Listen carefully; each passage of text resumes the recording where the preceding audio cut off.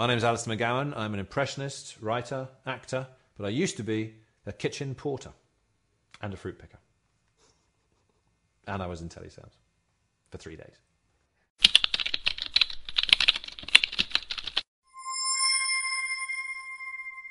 I've always been quite shy, and I think certainly in the comedy world you can't get up on stage and be shy, so I had to overcome that. And you do, I think most performers do, when you cross the white line, so to speak, as footballers would say, and you get on the stage, you become somebody else.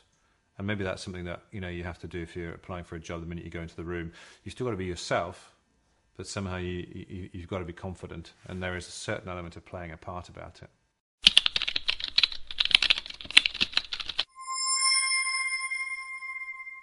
There's no secret to how to audition. There's no secret. And auditions are our job interviews. You kind of have to go. It's always the mantra is really, if you don't want it, you'll probably get it because you're more relaxed.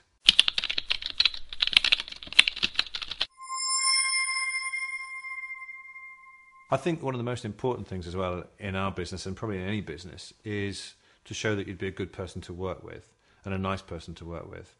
They don't want to employ people, but they win The Apprentice. Go figure.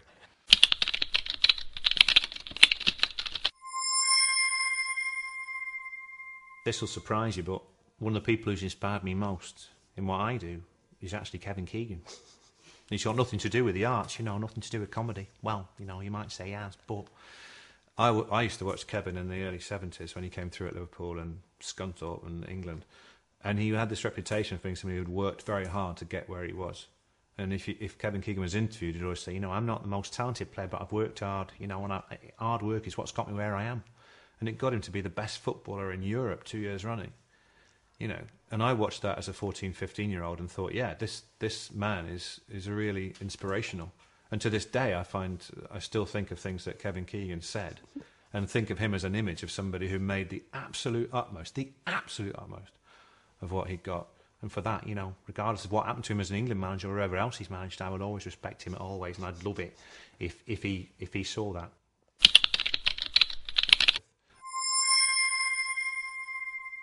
Another inspiration for me is Giles Brandreth, weirdly, who I've got to know over the last 10 years. And Giles has been a real help.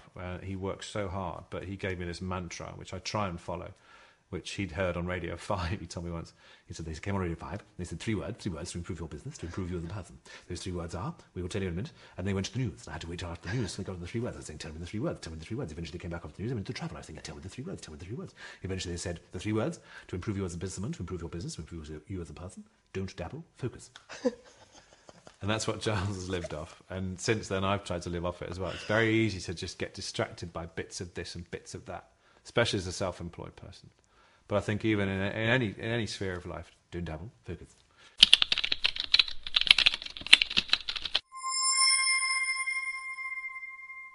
Failure is never nice, but I do think it's important to take the time after those experiences to reassess, and sometimes that's really good for anybody to take time. And I got quite demotivated after the end of the big impression and thought, what am I going to do now? But it was really useful time.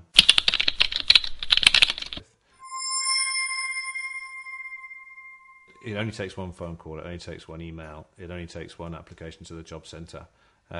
Never wait for things to come to you, because they don't. No one knocks on your door and says, do you want a job? And if they do, don't do it.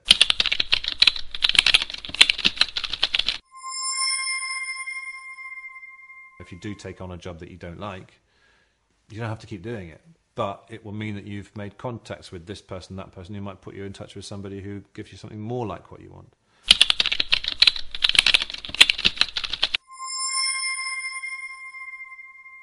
We used to talk about the impressions when we were doing them as a wish fulfillment, and there was something in that I'd look at people like Gary Lineker, and obviously I never played football like him, but it's very interesting, when you try and do an impression, you do actually become them, and there's a sort of wish fulfillment of thinking, what would it be like to be Gary Lineker? Because you have to think like him to talk like him, so that was always quite exciting.